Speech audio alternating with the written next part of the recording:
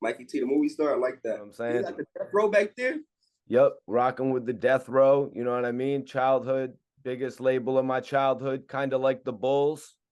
Where are you from? I'm from Connecticut, All right. CT, tri-state.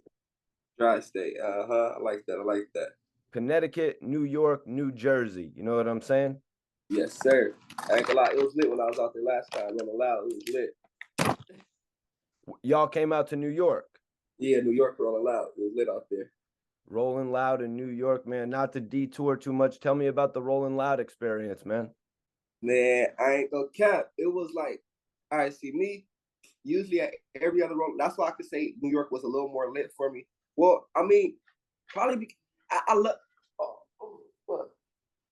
You scared me. I love out of state. I love out of state shows. You feel me? Because I get to be more of a regular person and an artist at the same time. Every time I do a show and like I did Rolling Loud inside California, I do Rolling Loud out here. They will never let me in a crowd. I can't go watch a regular set. I can't do nothing but perform and leave.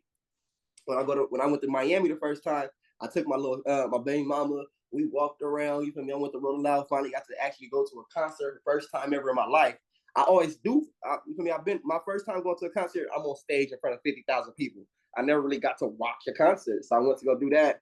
And then New York, I went by myself with a few homies, and I bought us some tickets. I went in Rolling Loud the 2 days before I even had to perform. You feel me? Network with the crowd, and then the same people that I was walking around with, they see me on stage. They was like, yeah, he feel me? I respect it. He said he don't really leave the streets alone.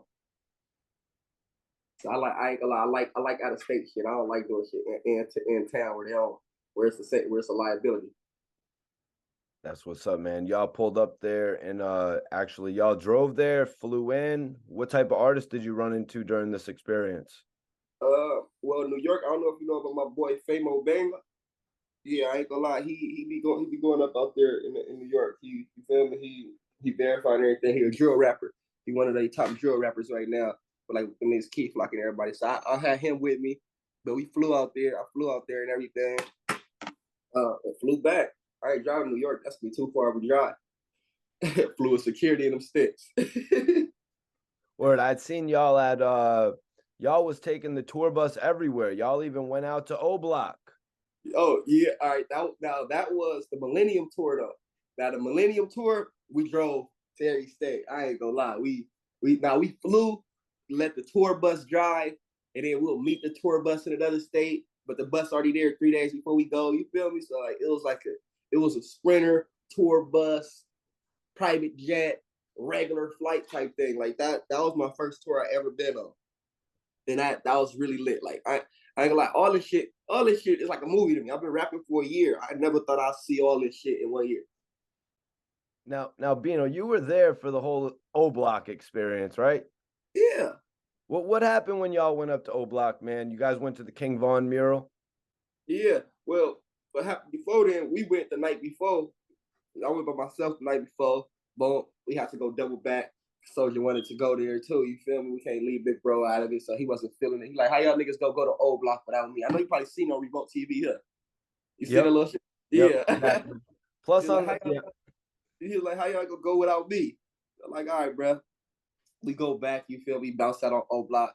Feel me? It was smooth though. It was some low key. You feel me? A few niggas out, but nobody really was tripping on us. We took our pictures. We got on. Even standing in front of their projects. It was cool.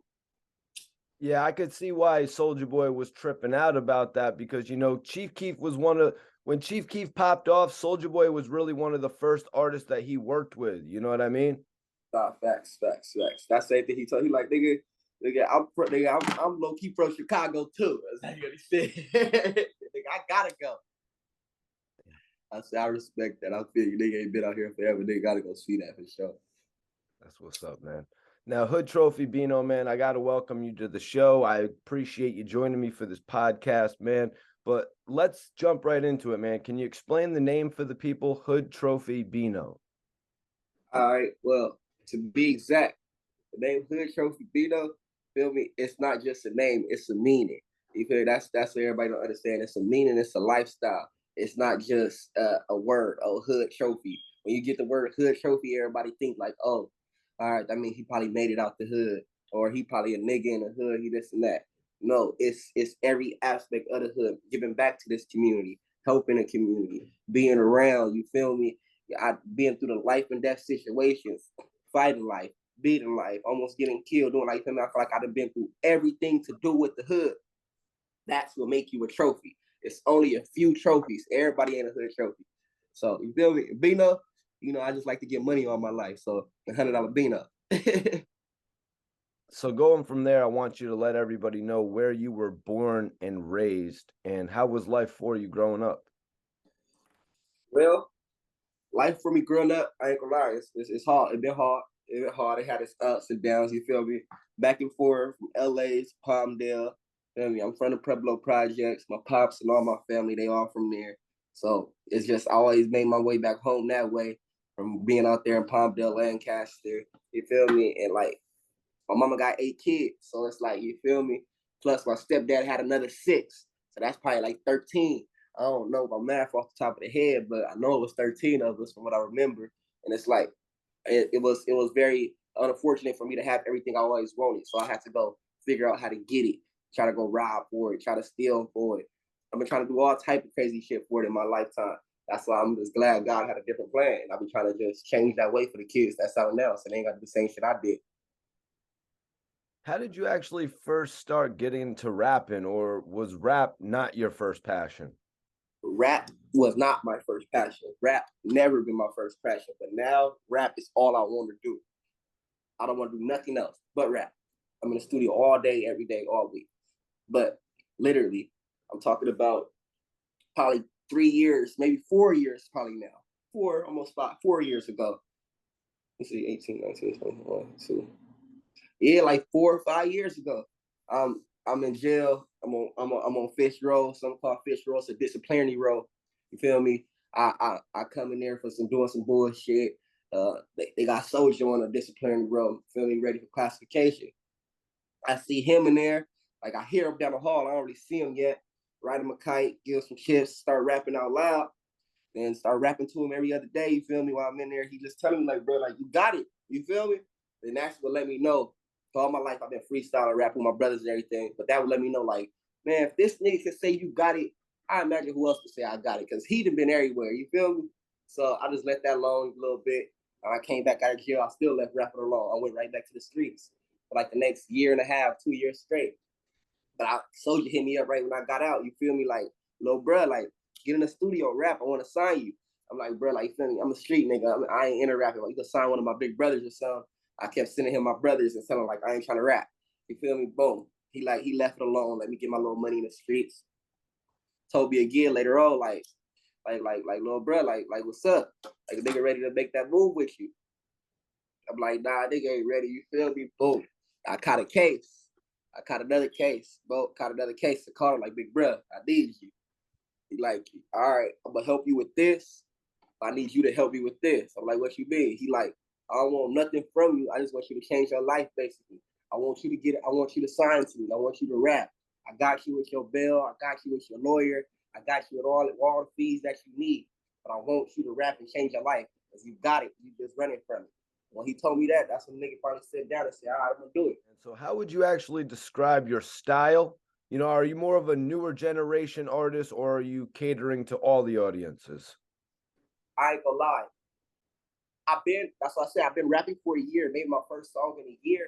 And this is what I got to say to the public about that. I've been rapping for a year, so it's been a little bumpy road for me finding my flow. But what I could say, I've been telling everybody, it's over with when I find my flow. And I didn't found it. This new album I should drop, I'm gonna play some. I didn't found my flow. Who were some of the people that you grew up listening to?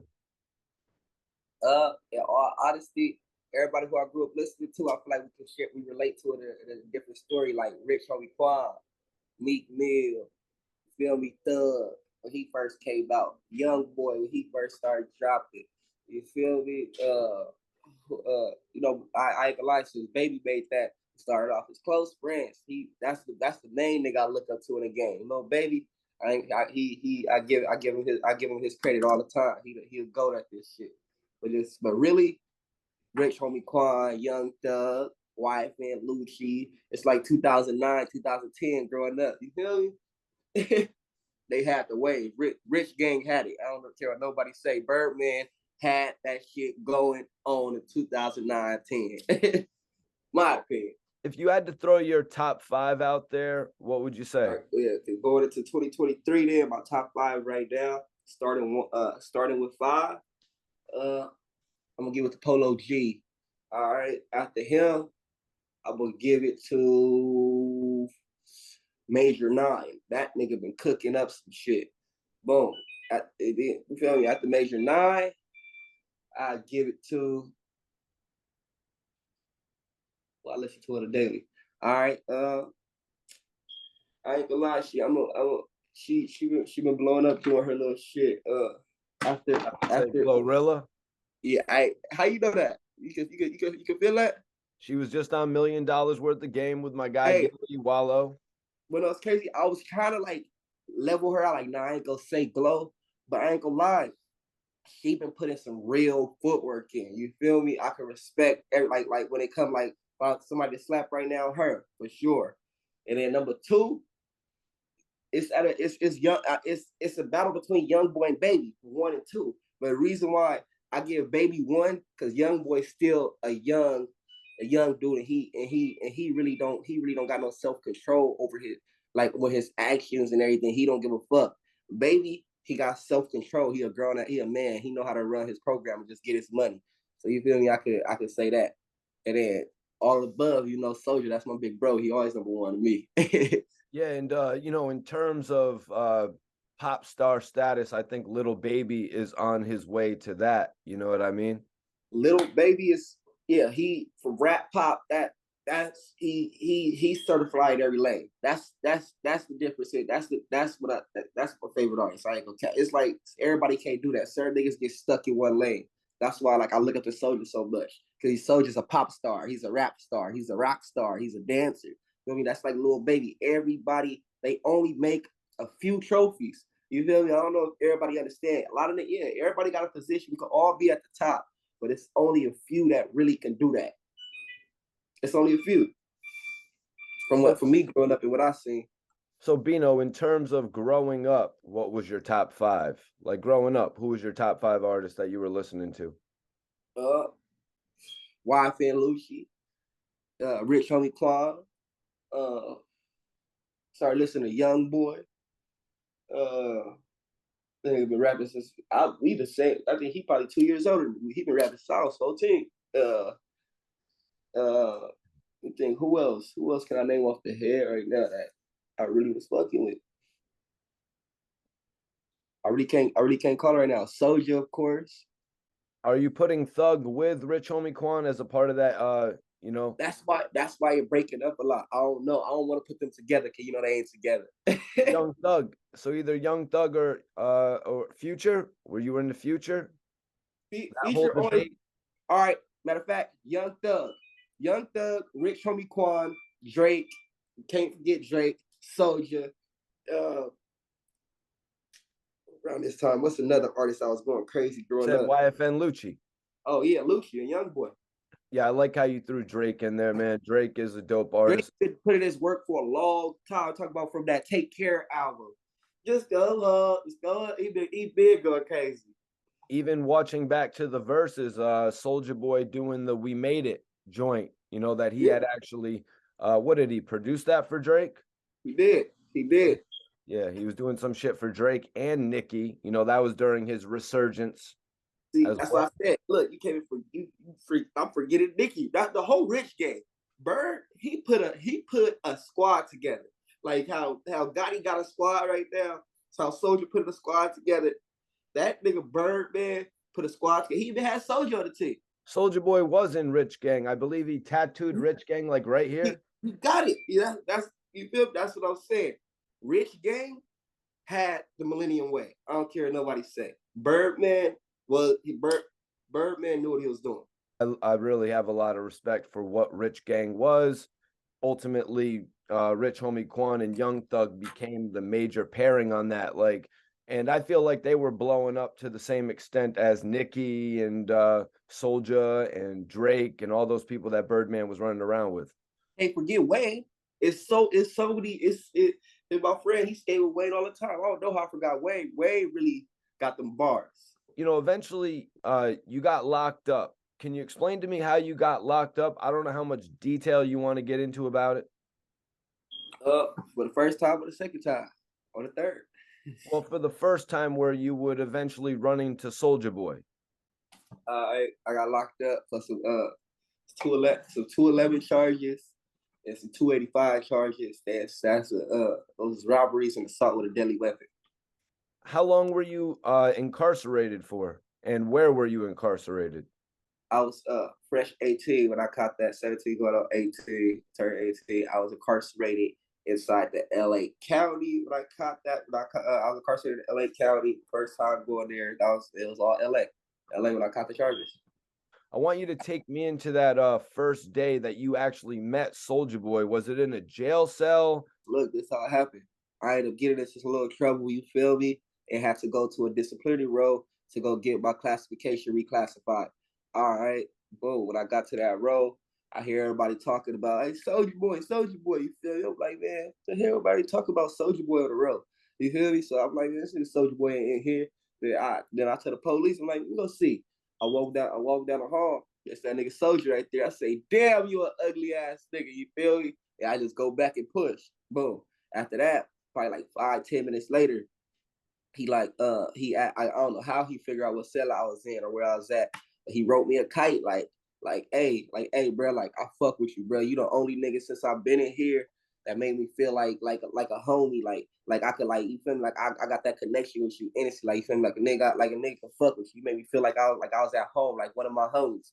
He like everybody be on my dick doing this and that, bro. But you the first thing you gonna walk up and say, nigga, you an ugly ass nigga. And I just walk back off. I just wanted to go see if it really was the nigga. I really wasn't. You feel me? We all in jail. So boom, he hit me up. He like, I appreciate that, bro. Like you made a nigga feel like, you feel me? Like everybody ain't just out to talk to me about what I got. You was just on some. I'm like, yeah, you feel me? We all in here. Wrote him back, told him, we all in here. It's the same shit, bro. Let me know if you need anything. Boom. You feel me? Went to sleep. Later on, he hit me up, asking for some hot Cheetos. I had a little bag of stove. Feel me? Probably like $25 worth of shit. I ain't had too much of nothing. Boom. I gave a nigga a bag of hot Cheetos and a soup. Give him a bag of hot Cheetos and a soup. I ain't gonna lie, that hit different for him, I guess. You feel me? I ain't have too much of nothing, and it's $1 billion nigga. You feel me? He just came here, so that's why he ain't got nothing right now. So it's like he like, you feel me? He like I needed that, so I just made that happen for him. You feel me? So Bino, I kind of gotta take you back for a second. Like how were you able to actually maneuver like the officer, the CO to like let you go see that Soulja Boy was there? I've heard stories about this, like China Mac, my guy China Mac actually going to meet Shine in jail, and the COs actually brought them to meet. It's like they had an interest in the rapper themselves. Yeah, it's like, all right, so put it like this. You see this, look, this the bottom row. It's the bottom row. You see the remote? It's about 30 cells down here. You feel me? So if I gotta walk to this cell number 10 and Soulja like cell number 15, 20, you feel me? The CO want to go see him anyway, 9 times out of 10. This is a famous ass rapper. If it's reasonable and it's not throwing you off your path too much, then they gonna let it happen. You feel me? So I'm just like, so it's just like it's just if it's reasonable. And the CO who walked me to go see him, I ain't gonna never forget. It was that nigga Esadone or something like that. A little black nigga with some little bitty ears. You feel me? I ain't never gonna forget. So it was just like, you feel me? I ain't gonna lie. God made it happen. I don't know. It just happened. I can't explain my position. Like when everybody be asking me, I can't explain how it happened. It was just meant to be. And then you had the foresight to send him along with the hot Cheetos. Shout out to my guy Majestic. He loves them hot Cheetos, but you sent him the soup as well. That's just some love. I'm the type of nigga, I don't care if I got $10. If I'm riding down the street, I see some homeless man, like I could tell that he ain't really trying to go buy no liquor. You really can't tell all the time, but I'm gonna still give him like 2-3 of my dollars. I don't care if I got 10. Like that's just me. I got 2 burgers, one can have one. I got one burger, and I know the homie, he hungry. We about to split this in half. Like I said, I grew up in a big household, so it's like I'm more of make sure we all eat type thing. Like, I don't know if you noticed what I've been doing lately since I have got signed and my money got up and I could do everything I could do now. I've been doing back to school tours, gave out to all the schools I used to go to in my community, went over to 15 schools, threw over $5,000 at every school. Christmas, about to do a big ass toy drive, one inside Palmdale and one in LA. Like I said, I'll be back and forth. So I just want to show support. Like, it's just like, I know how it feels. That's just me. You feel me? I know you feel me? I don't care if you got $1 million right now, but you in that cell, I know how you feel right now. You hungry, fool. Yeah, you got $1 million at home, but you ain't got $1 million in the cell. You feel me? You hungry. So you want a soup or not? It's on you. And that's the energy I gave, and that's the energy that he respected more. It was more of some like, all right, yeah, this nigga it's like he a real nigga. And then years later, we just learned to love each other like a big brother and a little brother. Can you tell me how much time you guys actually spent in jail? Were you guys ever in the same dorm, or were you ever cellmates at a certain point? Nah, we was never cellmates done like that. It was like just that row, the same row type thing. You feel me? I ain't gonna cap. It was just, but that's all it took. That's all it takes for some niggas. You feel me? I ain't gonna cap. It's like he I don't know. I don't know how he moved. He ain't know how I moved, but we moved a lot alike. It was just on some, I can't mess with everybody, but you feel me? I run my own program. I do this. Like, I don't know. It was different. I fucked with it. I don't know. That's what I said. I can't explain too much of it. It was just like it was God had it all planned. He wrote every move out. That's how I figured out. It was just like it just had to happen.